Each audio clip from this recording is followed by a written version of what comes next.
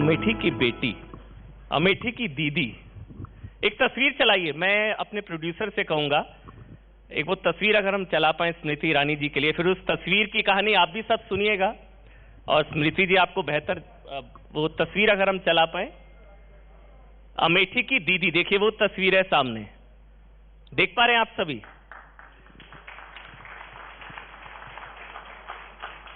Try cycle, मतलब जितने दिव्यांग हैं अमेठी में 15,000 से ज्यादा ट्राई साइकिल बांटी गई।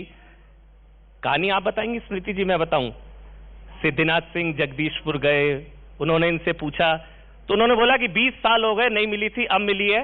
अब उन्होंने पीछे लिखा है दीदी स्मृति ईरानी, इसलिए हमने आज नाम दिया है सेशन का अमेठी की दीदी। सफर कैसा रहा भाई अमेठी के भाई से? जब भाई के लिए कुछ करते हैं तो नाम पीछे लिखती नहीं है, और मेरा ये सौभाग्य है कि ये तस्वीर मैंने जब देखी, राजनीति का पता नहीं अमन जी, क्योंकि राजनीति रिश्ते बनाने की जगह है नहीं जी। लेकिन लोक नीति ये कहती है कि महिला अगर सांसद बन के आए और दीदी बनकर रह जाए तो वही एक नेता की, एक कार्यकर्ता की सबसे बड़ी उपलब्धि है। और कोई अपनी चीज पर अपनों का ही नाम लिखता है, तो मेरा नाम अगर उन्होंने लिखा है सम्मान के साथ, तो उनकी बहन होने का मुझे बहुत गौरव है।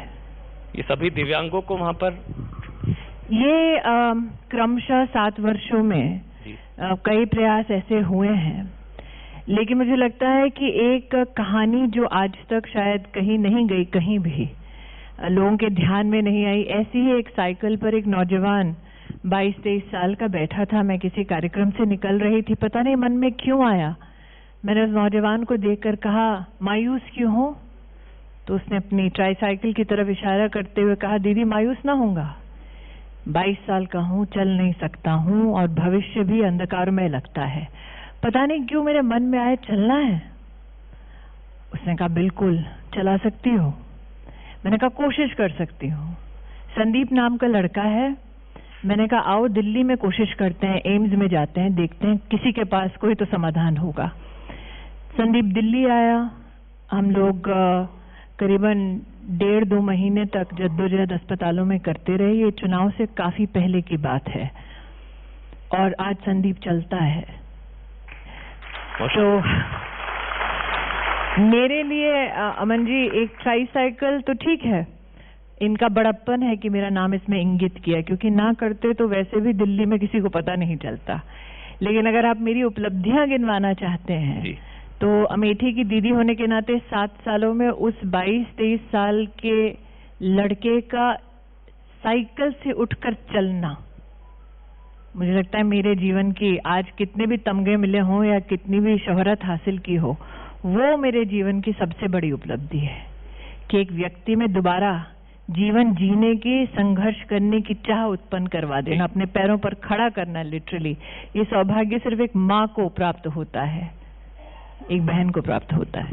लेकिन अमेठी जी, स्मृति जी, अमेठी की दीदी आप बन गई, लेकिन अमेठी के भाई थे, उनको आपने 2127 किलोमीटर दूर वायनाड का भाईजान बना दिया।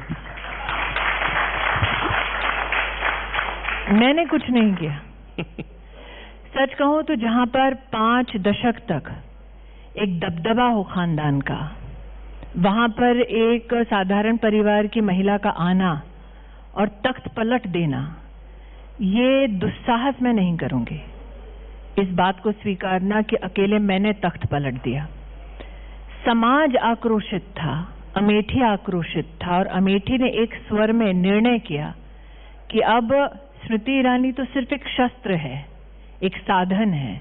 बदलाव वो समाज, वो समुदाय चाहता था। और लोकतंत्र कभी किसी को कहीं से कहीं पटकता नहीं है। लोकतंत्र मौका देता है सुधार करने का, योगदान देने का। ये उस व्यक्ति पर निर्भर करता है कि लोकतंत्र की उस गरिमा को वो पहचाने या ना पहचाने। उस व्यक्ति ने इतना विश्वास अमेठी पर नहीं रखा, और शायद उसका कारण भी ये है कि वो इस बात का एहसास पा चुके थे कि उन्होंने सत्ता तो हासिल की लेकिन सेवा नहीं की। और इसीलिए शायद उन्होंने अपने लोकतांत्रिक अधिकार का इस्तेमाल करके दूसरी सीट अपने लिए मुहैया की। तो ये उनका विषय है, मेरा नहीं। मेरा तो सौभाग्य ये है कि इस लोकतंत्र में मैंने मात खाई, लेकिन लोगों में मेरा विश्वास जीवित रहा, इसलिए दोबारा लोगों के मध्य में गई और लोगों ने मुझे बहन के रूप में, सांसद के रूप में स्वीकार किया। लेकिन आप मॉडेस्ट हो रही हैं, करियर तो खत्म कर दिया ना। अभी मैं हिमंता बिस्वा शर्मा मेरे साथ बैठे थे, मैंने उनसे सवाल पूछा था, उन्होंने क्या बोला था? उन्होंने कहा कि जो अपनी सीट छोड़कर 3000 किलोमीटर दूर जाकर सेफ सीट ढूंढे वो कैसे नेता। तो करियर तो आप ही ने खत्म किया है ना। नहीं, मैं करियर खत्म करने की, आप जो इतना बड़ा मुझे मेरी ताजपोशी कर रहे हैं, उनके करियर को खत्म करने की तो लिस्ट बहुत लंबी है, कतार बहुत लंबी है, और कतार के सबसे सामने वो स्वयं खड़े हैं, तो मैं कहाँ उनका करियर खत्म करूंगी। मुझे लगता है कि अमन जी, एक सेहतमंद लोकतंत्र के लिए जरूरी है, और सत्ता में रहना या सत्ता के बाहर विपक्ष में रहना, ये सत्ता का या फिर लोकतंत्र का एक नियम है। जिंदगी में हम हमेशा जीतें ये संभव नहीं, हार का सामना कभी ना कभी किसी न किसी को सदैव करना पड़ता है। लेकिन जब हार आपको गले लगाती है, तब आपका क्या आचरण है। मैं भी हारी 2014 में, लेकिन अमेठी छोड़कर भागी नहीं, वो तो जीत के गायब हो गए। आपका तो घर बन रहा है अमेठी में जी, शायद पहली बार होगा कोई सांसद का वहां पर घर होगा अमेठी में, अगर मैं गलत नहीं हूँ तो आपका घर पहली बार है। जी, मैंने लोगों से वादा किया था कि अमेठी में क्या क्या कार्य करूंगी। उनमें से कुछ वादे ऐसे, जैसे अमेठी का बाईपास बनाना, वो वादा पूरा हुआ। अमेठी में कृषि विज्ञान केंद्र खोलना, वो वादा पूरा हुआ। अमेठी का पहला सॉइल हेल्थ टेस्टिंग लैब बनाना, वो वादा पूरा हो गया। मैंने ये वादा किया था कि अमेठी में कभी भी डिस्ट्रिक्ट मैजिस्ट्रेट, डीएम कलेक्टर का ऑफिस तक नहीं था, उसकी स्थापना करने का सौभाग्य प्राप्त हुआ। अमेठी में मेडिकल कॉलेज नहीं था, उसकी स्थापना करने का सौभाग्य प्राप्त हुआ। अमेठी में जिला अस्पताल, ट्रॉमा सेंटर, महिला और बच्चों का विशेष अस्पताल वो नहीं था, उसकी स्थापना करने का सौभाग्य प्राप्त हुआ। जो वहां के विकास अधिकारी शिक्षा के संदर्भ में कार्यरत हैं, उनका ऑफिस नहीं था, उसकी स्थापना करने का सौभाग्य प्राप्त हुआ। लेकिन प्रश्न उठता है कि मैं तो 2 साल से ही सांसद हूँ जी, वो तो 50 साल सत्ता में रहे, यहाँ भी वहां भी, तब भी ये सारी मूलभूत सुविधाएं जो हैं वो अमेठी के लोगों को मुहैया नहीं करवा पाए, जिसे करने में मैं सफल रही। एक अंतिम वादा रह गया था कि घर भी वहां बनाऊंगी, जो मैं बना रही हूँ। भाई के बाद बहन की बारी है। मैं कहती हूँ, मैदान जंग में जिसको उतर के आजमाना हो आजमा ले, हम भी किसी की बहन हैं। आपने एक जिक्र किया कि राहुल गांधी ने अमेठी को अपना नहीं माना 50 सालों तक। माता जी ने रायबरेली को माना, क्योंकि अब दिशा के भी आप अध्यक्ष हैं। 3 साल तक उसकी बैठक नहीं हुई, उसके बाद उसकी बैठक हुई। मैं प्रस्ताव पढ़ रहा था, जिसके लिए धन्यवाद हेतु प्रस्ताव। आपका एक स्टेटमेंट भी था कि अब रायबरेली खाली कराऊंगी 2024 में। लग गई आप? नहीं, मैंने कहा तो चुनौती ना दे। जिन लोगों ने ये कहा था कि अमेठी में जीत संभव नहीं है, वो ये मान कर ना चलें कि आप रायबरेली को भी फॉर ग्रांटेड ले सकते हैं। क्योंकि लोकतंत्र का तकाजा ये है कि जनता जानती है कि उनका अधिकार है कि जो सांसद बनकर आए वो उनका सेवक हो या सेविका हो। हम जनता के ऊपर लाट साहब बनकर बैठने नहीं आए हैं। और जहां तक कि आपने रायबरेली की दिशा समिति की बात कही, तो ये सत्य है कि संवैधानिक तर्ज पर मुझे उसका कन्वीनर और सोनिया जी को को कन्वीनर बनाया गया, और आग्रह हमारी ओर से गया था कि उनका संसदीय क्षेत्र है, उनके संसदीय क्षेत्र में विकास के कार्यों की रिव्यू अथवा उसके संदर्भ में शासन के साथ एक समन्वय स्थापित करना, संवाद स्थापित करने का वो एक बैठक का एक संवैधानिक सिलसिला है। लेकिन सोनिया जी के पास किसी कारणवश वक्त नहीं था अपने संसदीय क्षेत्र के लिए। क्यों नहीं था, उसका जवाब वही दे सकते हैं, उसका जवाब मेरे पास नहीं है। स्मृति जी, मैं क्यों ना कहूं, पहले भाई, बहन, माता जी, मतलब कांग्रेस मुक्त राजनीति बीजेपी का नारा है, आपका संभवतः परिवार मुक्त सियासत नारा है। नहीं, मुझे लगता है कि शायद प्रभु की असीम कृपा रही है कि एक साधारण भारतीय जनता पार्टी का कार्यकर्ता क्या कर सकता है, उसका उदाहरण प्रस्तुत करने का मुझे अमेठी में सौभाग्य प्राप्त हुआ। क्योंकि जिनका आप उल्लेख कर रहे हैं उनकी ताजपोशी तो पैदाइशी है कि वो आए हैं साधारण कार्यकर्ता बनकर, नहीं किसी राजनीतिक दल के, बल्कि सर्वोच्च नेता बनके। तो मेरी पार्टी ने मेरा ये सौभाग्य बढ़ाया कि हमने देश के सामने उदाहरण प्रस्तुत किया कि भारतीय जनता पार्टी का एक सरल साधारण कार्यकर्ता भी जनता के समर्थन से, जनता के आशीर्वाद से, सेवा भाव से सांसद की उपाधि प्राप्त कर सकता है। 24 में रायबरेली मेरी पार्टी का संकल्प है कि 24 में हर वो सीट जहां पर हमारी पार्टी की ओर से विकास के काम हुए हैं, उस हर सीट पर भारतीय जनता पार्टी का कमल का फूल खिले। आपने क्योंकि दिशा समिति का उल्लेख किया, अमन जी मैं छोटा सा आपको गणित बताती हूँ। हमने धन्यवाद प्रस्ताव में ये कहा कि 21 लाख रायबरेली की जनता के वैक्सीनेशन की व्यवस्था देश के प्रधानमंत्री जी ने की। हमने ये कहा कि वहां पर उतने ही 5 लाख से ज्यादा परिवारों के लिए मुफ्त राशन का प्रावधान प्रधानमंत्री जी ने किया। ये धन्यवाद प्रस्ताव जिस दिशा समिति से उत्पन्न हुआ है, एम्स के निर्माण 268, ये धन्यवाद प्रस्ताव की विशेषता यह है कि इस प्रस्ताव में सभी सहभागी थे। मतलब उस मीटिंग में तब कांग्रेस और सपा के प्रतिनिधि भी उपस्थित थे उस मीटिंग में जी।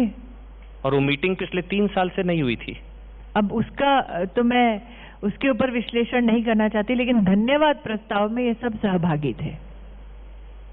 लेकिन उसमें एक विशेष आंकड़ा है, 5 लाख टॉयलेट्स मोदी योगी की सरकार ने रायबरेली में बनवाए। तो जो इस सभागार में विशिष्ट अतिथि ताली बजा रहे हैं, उनसे एक गणित करवाना चाहूंगी। अगर प्रत्येक परिवार में आप 3 सदस्य भी जोड़ें तो इसका मतलब जहां पर गांधी परिवार का दबदबा 50 सालों से है, वहां पर 15 लाख नागरिकों के पास शौचालय तक नहीं था। इस बार उत्तर प्रदेश में बहन बेटे का हिसाब मैं क्या करूंगी, जनता करेगी। तभी तो मैं कह रहा हूं कांग्रेस मुक्त नारा बीजेपी का, आपका परिवार मुक्त सियासत। बहरहाल इस बार स्मृति ईरानी वर्सेस प्रियंका वाड्रा बहुत सक्रिय हैं उत्तर प्रदेश विधानसभा चुनावों में, हाथरस से लेकर मुझे लगता है कि आपने अपने इस प्रस्ताव अथवा इस प्रश्न में ही एक बहुत बड़ा सच उजागर कर दिया कि चुनाव आया है इसलिए एक्टिव है। आपको लगता है? मुझे लगता नहीं, आपने भी बोला, आपने रिपोर्ट भी की। राहुल जी कहाँ गायब हैं? उसका जवाब आप मुझसे क्यों पूछ रहे हैं? आप ही ने तो गायब कराया है। मैंने गायब नहीं कराया, जनता ने कराया, जनता का अधिकार था। देखिए, आप रिश्तों की दुहाई देते थे एक राजनीतिक दल के नाते, लेकिन वो रिश्ता कैसा रिश्ता जो 15 लाख लोगों को एक शौचालय तक ना दे पाए। 5 लाख परिवार में शौचालय ना होना मतलब 5 लाख औरतों के पास शौचालय ना होना। वो रिश्ता कैसा रिश्ता जो एक मेडिकल कॉलेज ना दिलवा पाए। और अमन जी, मैं मेडिकल कॉलेज की बात विशेषता इसलिए कर रही हूं क्योंकि उस परिवार के ट्रस्ट ने अमेठी में 30 साल पहले भूमि अर्जित कर ली, प्रशासन से भूमि ले ली, ये कहकर के हम मेडिकल कॉलेज बनाएंगे। 30 साल से उस भूमि पर कब्जा किए बैठे हैं, लेकिन मेडिकल कॉलेज नहीं बनाया। मोदी योगी की सरकार मेडिकल कॉलेज बना रही है। उस परिवार ने फाउंडेशन में, किसान ने जमीन थी कि फैक्ट्री लगा लो अमेठी में, जमीन को अपनी फाउंडेशन में ले ली। किसान कोर्ट में लड़ रहे हैं, वो किसानों के खिलाफ जाके कोर्ट में खड़े हो रहे हैं कि नहीं, हम जमीन को कब्जा करके रखेंगे, नहीं छोड़ी अमेठी की जमीन। तो आप उत्तर प्रदेश और देश की तो बाद में बात कीजिएगा, अमेठी का जो कड़वा सच है उसका जवाब उस परिवार को निश्चित देना पड़ेगा। इस बार फिर से कि आप अगर कलेक्टर का ऑफिस तक ना बनवा पाए, डिस्ट्रिक्ट अस्पताल में सीटी स्कैन की मशीन तक ना लगवा पाए, तो आपकी सत्ता जनता के किस काम की? फिर वही सवाल, स्मृति ईरानी वर्सेस प्रियंका वाड्रा इस बार? मेरा ये मानना है, मेरी पार्टी मुझे जो दायित्व देगी और उनकी पार्टी में जितना दमखम होगा, आए मैदान जंग में देखा जाएगा। लेकिन ये निश्चित है, ये फूल तो कमल का ही खिलेगा। हाथ कब का साफ हो चुका है। मैं इसलिए आपसे बार बार सवाल पूछ रहा था क्योंकि प्रियंका वाड्रा बहुत सक्रिय नजर आ रही है। मैं हाथरस से लेकर लखीमपुर तक ग्राउंड पर नजर आ रही हैं नहीं बोल रहे। लखीमपुर से लेकर हाथरस मैं वही कह रही हूँ, आप कह रहे हैं नजर आ रही है नहीं। आपको नहीं नजर आ रही हूँ, सीरियस। मैं वही कह रही हूँ कि एक राजनीतिक कार्यकर्ता का होना और मात्र नजर आना, उसमें बहुत फर्क है। कोई चुनौती नहीं है प्रियंका वाड्रा उत्तर प्रदेश में? मैं घमंड की राजनीति नहीं करती। मैं इतना जानती हूं कि हमारे पार्टी के माध्यम से विकास के कामों के आधार पर हम जनता के मध्य में जाकर वोट और उनका आशीर्वाद मांगेंगे जी। मैं कभी इतना घमंड नहीं कर सकती कि बोलूं कि राजनीति में प्रवेश करने हेतु अथवा राजनीति में राजनीतिक जंग लड़ने हेतु कोई भी व्यक्ति अगर आए उसका स्वागत है, क्योंकि निर्णय जनता करेगी। लेकिन प्रश्न ये उठता है, किस मंशा से आप राजनीति कर रहे हैं? क्या आप राजनीति इसलिए कर रहे हैं ताकि उत्तर प्रदेश का गौरव बढ़े, या इसलिए कर रहे हैं कि आपका अस्तित्व कायम रहे? इस प्रश्न का उत्तर उनको देना है, मुझे नहीं। वो तो कह रही हैं कि मैं महिलाओं के सशक्तिकरण के लिए चुनाव लड़ रही हूँ। उन्होंने जिन्होंने 5 लाख औरतों को अपने ही लोकसभा क्षेत्र में टॉयलेट बनाकर नहीं दिया, उन्होंने नारा दिया लड़की हूं लड़ सकती। मैं नारे की बात नहीं, क्योंकि घर पे लड़का है जो लड़ नहीं सकता है। और आप ये अपेक्षा करते हैं कि महिला है तो सिर्फ महिला के लिए राजनीति होनी चाहिए। विकास का काम पुरुषों के लिए नहीं होना चाहिए। पुरुष है तो सिर्फ पुरुषों के लिए काम करे। राजनीति और संविधान क्या कहता है कि आपको जब संवैधानिक दायित्व मिलता है, राजनीतिक दायित्व मिलता है, तो आप बिना पक्षपात के अपने दायित्व का निर्वहन करें।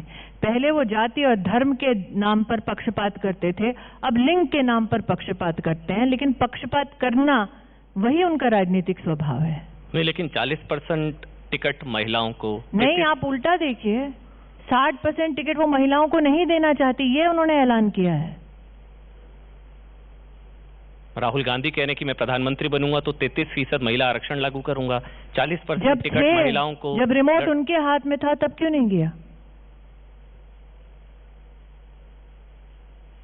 अब याद कीजिए, आज भी वो मंजर राज्यसभा में भारतीय जनता पार्टी विपक्ष में थी, यूपीए बिल पास नहीं कर पा रही थी। अरुण जेटली जी, भाजपा का नेतृत्व वहां खड़े होके हमने समर्थन करके पास कराया। जब उनके पास सत्ता थी, जब उनके पास रिमोट था, तब नहीं किया। लेकिन मैं फिर नारों से, स्टेटमेंट से दूर हटा के आपका ध्यान इंगित करना चाहूंगी सिर्फ एक कॉन्स्टिट्यूएंसी पे। आप देश छोड़ दीजिए, आप सिर्फ एक जगह देखिए जहां वो सतत 15 साल खुद सांसद रहे। आप इतिहास के पन्ने पलटिए, आपकी चैनल के पास निश्चित रूप से ये फोटोग्राफ्स और वीडियोग्राफिक एविडेंस होगा।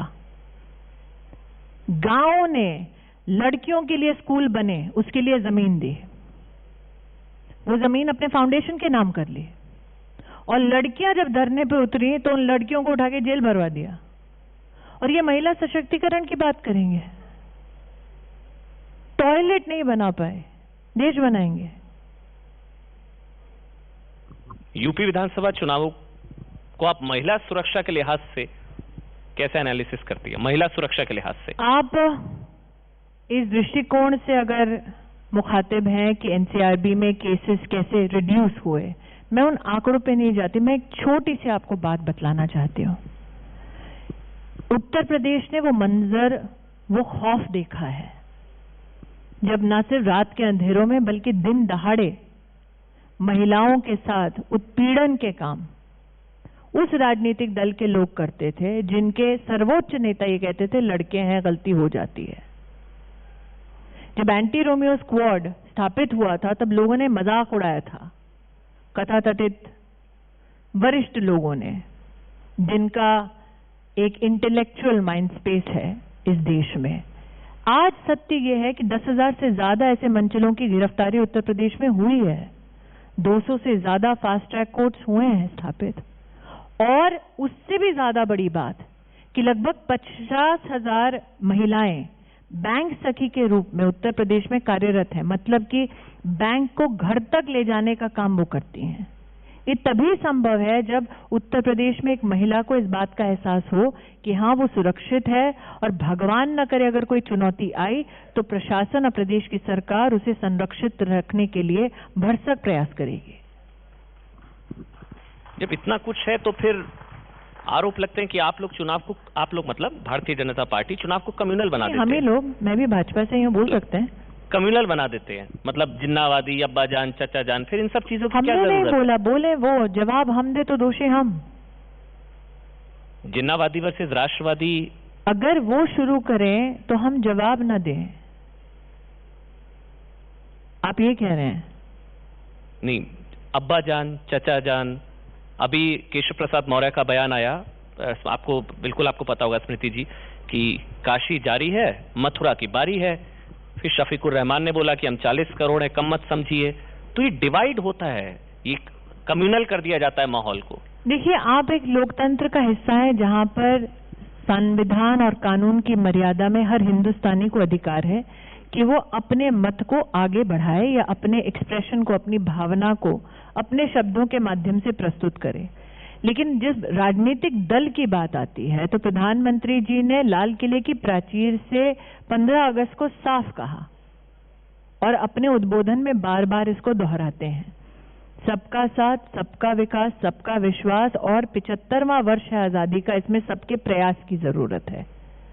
तो जब उत्तर प्रदेश में राजनीति की बात करते हैं, चुनावी राजनीति की, तो विकास के विषयों पर, विकास के मुद्दों पर ही आप अगर दिशा समिति के मेरे प्रस्ताव की ओर ध्यान देते हैं, उसमें किस बात का हमने उल्लेख किया है? विकास के एक कार्य का उल्लेख किया है जी। किसी धर्म के उल्लेख आप उस दिशा समिति के किसी भी कागज में नहीं पाएंगे। लेकिन अगर कोई एक व्यक्ति अपने धर्म के संदर्भ में बोलना चाहे, जैसे आज मैं आपके चौपाल में हूं, माथे पर तिलक है, अब अगर आप मुझे कम्युनल कह दें क्योंकि माथे पे तिलक है, वो आपका दृष्टिकोण है, ये मेरा धर्म है, मेरा स्वभाव है, फर्क है। एक आखिरी सवाल, क्योंकि तिलक का जिक्र आया, आप शिक्षा मंत्री भी रही हैं देश की, हिंदू और हिंदुत्व अलग अलग है, ये किस पाठ्यक्रम में पढ़ाया जाता है? ये कहां पढ़ाया जाता है कि सिखों और मुसलमानों को मारने का नाम है हिंदुत्व? आप जानती हैं किसने कहा है? जिसने कहा उसने 1980 के दशक में भी कहा था एक किताब में, आप जानते हैं? जिस व्यक्ति का आप उल्लेख कर रहे हैं, उन्होंने 1986 में एक किताब एक लिखी, 111वें पृष्ठ पे लिखा है कि 84 का जो दंगा है वो माफ करिएगा, लेकिन हिंदू और सिखों को उनके पापों की सजा है, पार्टीशन की। आपने पढ़ा है?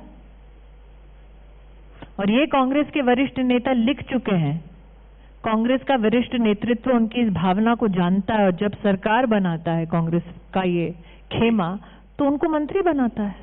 लेकिन फिर वो वैष्णो देवी भी जाते हैं। तो फिर कम्युनल कौन है सही मायने में, आप बताइए? हम सनातन धर्मी हैं, प्रभु के द्वार में जो भी आएगा सबका स्वागत है, धर्म की मर्यादा में सबको प्रभु का आभास हो, ये हमारा वैभव है। लेकिन जब आप राजनीति की बात करते हैं तो आप आज की किताब की बात क्यों कर रहे हैं? 86 की वो किताब उठा के पढ़ लीजिए। प्रश्न ये उठता है कि जिनको पता था कि उनकी ये भावना है, वो आज स्पष्ट करें जी कि क्या हिंदुओं ने, सिखों ने पार्टीशन की सजा भोगी 84 के दंगों में? क्या कांग्रेस के नेतृत्व की यही भावना है? ये जवाब उनको देना है, मुझे नहीं। आखिरी सवाल, किताब का जिक्र हो रहा है, आपकी भी किताब आई लाल सलाम, थोड़ा सा थॉट बता दीजिए बस जाते जाते। मेरी तो फिक्शन है जी, फैक्ट और फिक्शन। मेरी फिक्शन है जी। शायद भगवाधारियों से लाल सलाम की अपेक्षा नहीं होगी, इसलिए नाम लाल सलाम। लेकिन ये किताब उत्पन्न हुई आज से 10 वर्ष पहले, और 10 वर्ष पहले मैं एक टेलीविजन की डिबेट में थी जहां पर 76 सीआरपीएफ के जवानों की शहादत के ऊपर चर्चा हो रही थी, उनकी किलिंग्स के ऊपर नक्सलवादियों द्वारा चर्चा हो रही थी, और किसी लेफ्ट लीनिंग पैनलिस्ट ने कहा कि हाँ, वर्दी पहनी है तो मौत के लिए तो तैयार होना चाहिए, इसमें बड़ी बात क्या है? वो आक्रोश पन्नों पे उतरा है, कलम से, फिक्शन में उतरा है, लेकिन आक्रोश उतरा है कि मात्र एक रोमांटिसिज्म ना हो हमारे देश में जी, कि गरीब हो इसलिए संविधान और राष्ट्र के खिलाफ बंदूक उठाओ। गरीबी मैंने भी देखी है। मेरी किताब लिखने का फिक्शनल स्वरूप में ध्येय ये है कि जब तक इस मिट्टी पर जीवित हो, इस देश का नमक खाते हो, तब तक कम से कम इसके संविधान की, इस राष्ट्र की गरिमा का सम्मान करो जी। देश के टुकड़े होने की कल्पना मत करो, क्योंकि वो कल्पना कभी साकार नहीं होगी। और हमारे देश में दंतेवाड़ा में 76 जवान शहीद होते हैं तो जश्न भी खैर कुछ कॉलेजेस में बनाया जाता है। बहुत बहुत धन्यवाद स्मृति ईरानी जी, बहुत बहुत धन्यवाद केंद्रीय महिला बाल विकास मंत्री स्मृति ईरानी। बहुत बहुत धन्यवाद, शुक्रिया स्मृति जी, शुक्रिया अमन जी। मिनिस्टर करण अभिषेक सिंह को मंच पर इनवाइट करना चाहूंगी। सर आप आए और स्मृति जी को न्यूज 18 इंडिया की तरफ से ये भेंट यहाँ पर दें। CEO Hindi news club TV 18। तो एक सार्थक संवाद ही देश की नींव को मजबूत करता है। हमारी भी कोशिश चौपाल के इस मंच के जरिए यही है कि सार्थक संवाद हो, देश की नींव